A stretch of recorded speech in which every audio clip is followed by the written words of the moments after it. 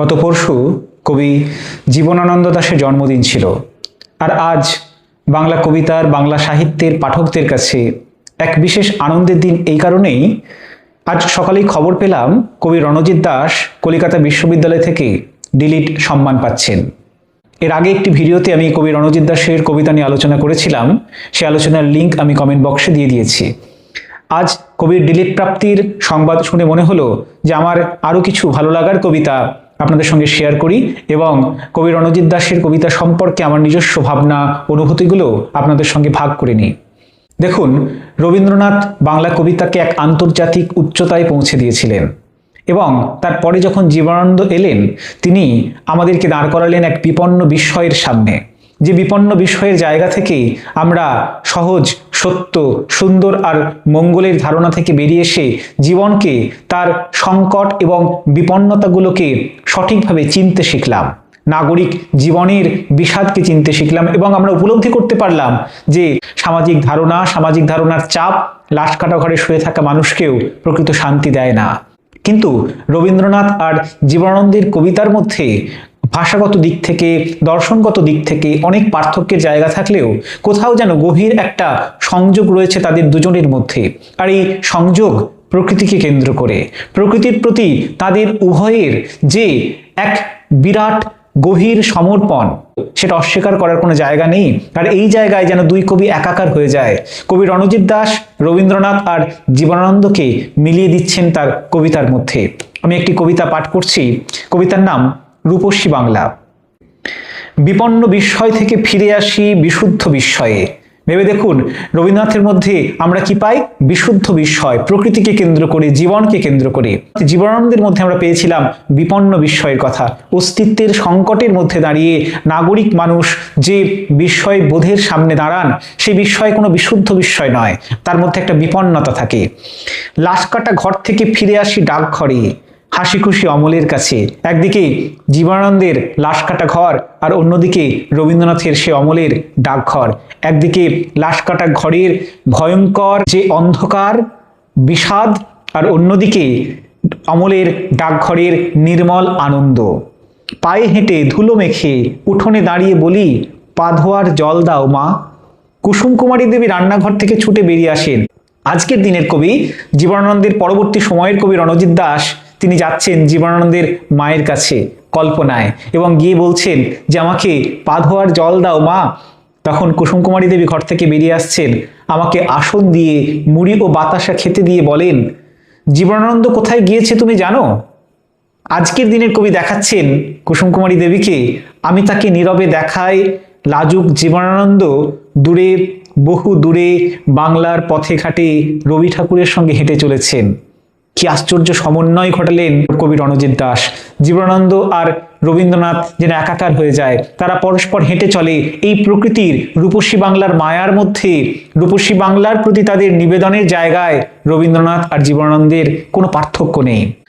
রণজিৎ দাসের কবিতায় প্রেম, প্রকৃতি, ঈশ্বরকে আমরা পাই, কিন্তু সেই প্রেমের সঙ্গে যেভাবে মিশে গেছে শারীরিকতা, প্রকৃতির সঙ্গেও যেন প্রেম আর তার শারীরিকতা একাকার হয়ে যায়। আমরা দেখি যে কিভাবে ঈশ্বরবোধ আজকের আধুনিক সমাজের প্রেক্ষিতে, সভ্যতার প্রেক্ষিতে, জীবনের নানাবিধ সংকটের প্রেক্ষিতে ক্রমশ বদলে যায়, পরিবর্তিত হয়, কিছুটা বা বিকৃত হয়। রণজিৎ দাসের এক বিখ্যাত কবিতা সুপার মার্কেটের কবিতা। নতুন ঈশ্বর এক বেরিয়েছে নতুন গির্জায়, ক্রুশ থেকে হাত খুলে মাঝে মাঝে কোকা কলা খায়। নতুন শয়তান এক বেরিয়েছে নতুন শহরে, টিভির ভিতরে বসে কেবলই নারীকে নগ্ন করে। নতুন মানুষ এক বেরিয়েছে নতুন মার্কেটে, ড্রেস চিকেনের মতো নিজেকে বিক্রয় করে, স্বপ্ন ও কবিতার ডানা দুটি ছেঁটে। আজকের সুপার মার্কেটের কবিতা, সুপার মার্কেট মানে কি এই গোটা সমাজটাই যেন একটা বাজারে পরিণত হয়েছে। এই যে বিরাট বিপণন সভ্যতায় দাঁড়িয়ে যেন আজকের দিনের প্রেম, প্রকৃতি, ঈশ্বর সবটাই পণ্যে পরিণত হয়ে যায়।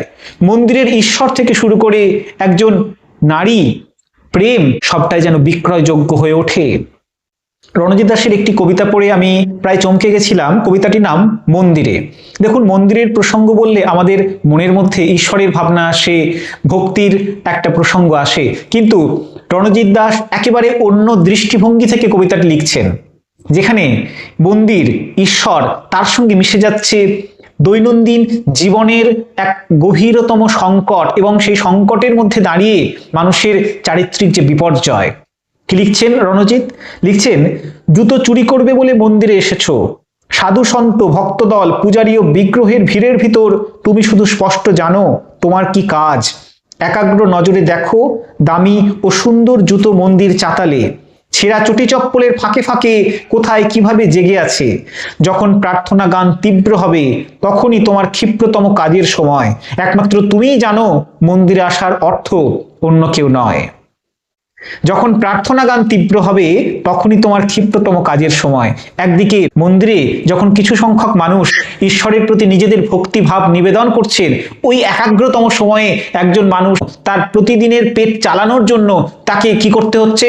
তাকে চৌর্যবৃত্তি করতে হচ্ছে। সে মন্দিরে জুতো চুরি করছে, এবং তার চুরির সময় কোনটা? যখন মানুষ একেবারে নিজেদের বিশুদ্ধ সত্তাকে অনুভব করে সেই প্রার্থনার ভিতর, তখনই কিন্তু আরেকজন মানুষ তার একেবারে নিকৃষ্টতম কাজটা করছে, চৌর্যবৃত্তি করছে ক্ষুধা নিবারণের জন্য। রণজিৎ দাসের কবিতার মধ্যে, অনেক কবিতার মধ্যেই আমি এই একটা বৈপরীত্য দেখেছি, এই প্যারাডক্সটা দেখেছি। জীবনের শুদ্ধতার একটা দিক আর জীবনের নিকৃষ্টতম একটা দিক। যদিও ভালো আর মন্দ, সাদা কালো এর স্পষ্ট বিভাজন রেখা রণজিৎ দাস তার কবিতার মধ্যে টানতে চাননি, কিন্তু এমন এক সূক্ষ্মতার মধ্যে, দেখুন আলো আর অন্ধকার এই দুটো অস্তিত্বকে তো আমরা আলাদা করতে পারি না। এই আলো এবং অন্ধকারের প্রতি আমাদের দৃষ্টিভঙ্গিটাকে বদলাতে পারি, কিন্তু আলোর অস্তিত্বকে, অন্ধকারের অস্তিত্বকে আমরা অস্বীকার করতে পারি না। এই দুটো অস্তিত্বকে স্বীকার করে নিতেই হয়। জীবনে ভালো আর মন্দ সম্পর্কে আমাদের ধারণা বদলাতে পারি, কিন্তু ভালো মন্দের বোধটা কিন্তু আমাদের মধ্যে থেকেই যায়। পাপ পুণ্যের ধারণা যুগের সঙ্গে তাল মিলিয়ে বদলে যেতে পারে, কিন্তু তবু কোথাও পাপ পুণ্যের ধারণা আমাদেরকে আক্রান্ত করে আজকের দিনে দাঁড়িয়েও।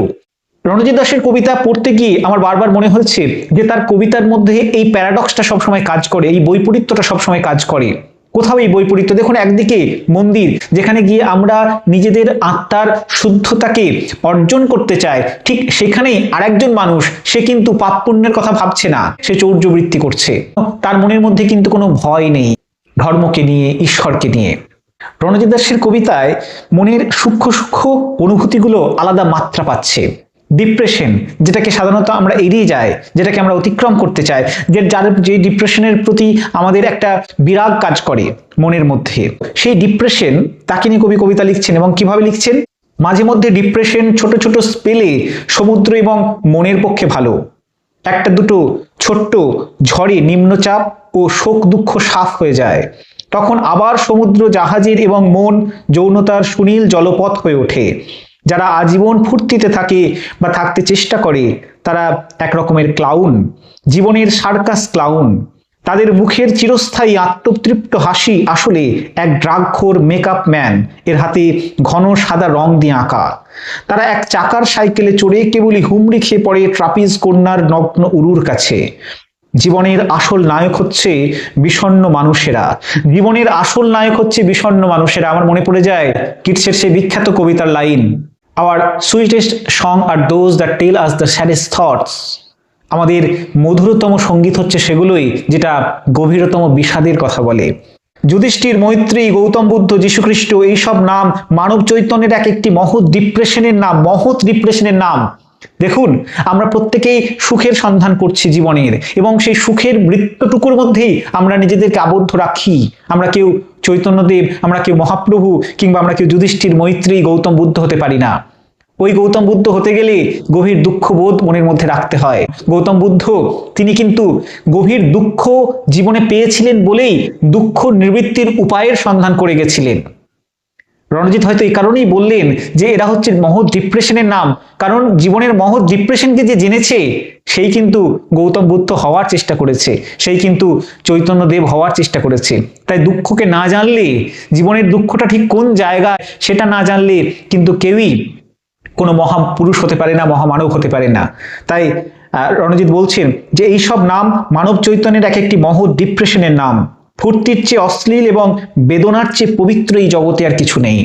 এখানেই সেই বৈপরীত্য, যেটা আমি বারবার বলি, রণজিৎ দাসের কবিতা পড়তে গিয়ে আমার মনে হয়েছে যে ফুর্তির চেয়ে অশ্লীল এবং বেদনার চেয়ে পবিত্র এই জগতে আর কিছু নেই।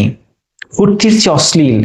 জীবনে অনেক মানুষ থাকে যে মানুষ শুধুমাত্র তার উদ্দেশ্যে থাকে যে জীবনটা ফুর্তি করে কাটিয়ে দেবে, আর আরেক ধরনের মানুষ থাকে যারা কি বেদনাকে পবিত্র বলে জেনেছে।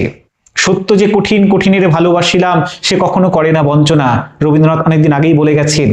রণজিৎ আমাদেরকে নতুন করে সেই কথাটি শোনালেন যে বেদনার চেয়ে পবিত্র এই জগতে আর কিছু নেই, এবং প্রত্যেক মহাপুরুষ আসলে এক একটি মহৎ ডিপ্রেশনের নাম।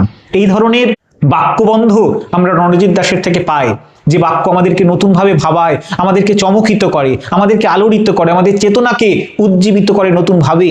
রবীন্দ্রনাথের কবিতার মধ্যে আমরা প্রকৃতি দেখেছি, জীবনানন্দের কবিতার মধ্যে প্রকৃতি দেখেছি, তাদের দেখার মধ্যে যে পার্থক্য সেটা কিছুটা কিছুটা অনুভব করেছি, কিন্তু তা সত্ত্বেও যে তারা কোথাও ওই রূপসী বাংলার মায়ার ভিতরে রবীন্দ্রনাথ আর জীবনানন্দ যে তারা এক হয়ে হেঁটে চলেন, আসলে সেটা প্রকৃতির প্রতি তাদের সমর্পণের জায়গা, তাদের গভীর ভালোবাসা অনুরাগের জায়গা, সেটা রণজিৎ দেখালেন। এবং তার কবিতার মধ্যে, রণজিৎ দাসের কবিতার মধ্যে আমরা কিভাবে প্রকৃতিকে পাই। পাইন বনে ঝড় বলে একটি কবিতা আমি পড়ব। তার আগে বলে নিই যে রণজিৎ দাসের কবিতায় কিভাবে প্রকৃতির মধ্যে শরীরী উন্মাদনা মিশে যায় সেটা দেখার। রহস্য ও উন্মাদনা মৈথুনে মিলিত হলে পাইন বনে এত তীব্র ঝড় জেগে ওঠে।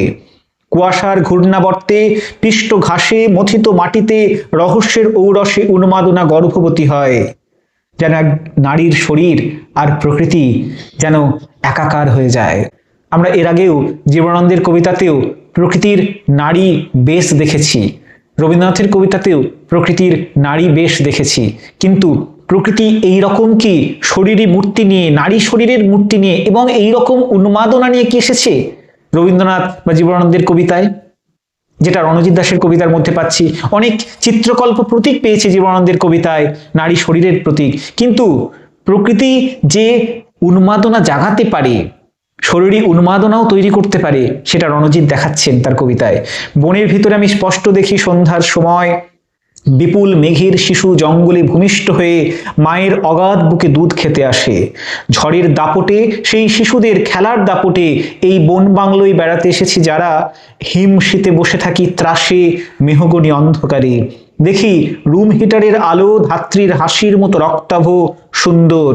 রহস্য উন্মাদনা আমাদের পিতামাতা দুজনেই কামাতুর নগ্ন বনচর। রহস্য ও উন্মাদনা আমাদের পিতামাতা। রবীন্দ্রনাথের কবিতার মধ্যেও আমরা একরকম রহস্যবোধ দেখেছি, রহস্যময়তা দেখেছি, তার মধ্যেও অতীন্দ্রিয়বাদী চেতনা দেখেছি। জীবনানন্দ তিনি যখন কবিতা লিখছেন তার মধ্যে সেভাবে আমরা মিস্টিসিজম বা অতীন্দ্রিয়বাদ না পেলেও আমরা কিন্তু তার কবিতায় এমন একটা সংকট দেখেছি, অস্তিত্বের সংকট, যেটা কিছু গভীর প্রশ্ন আমাদের সামনে তুলে দেয়, আমাদের নিজেদের মানব অস্তিত্বের সম্পর্কে, সভ্যতার সম্পর্কে, জীবন সম্পর্কে। রণজিৎ দাসের কবিতায় রহস্য এবং উন্মাদনার কথা আসছে নতুনভাবে, নতুন ভাষায়, নতুন আঙ্গিকে।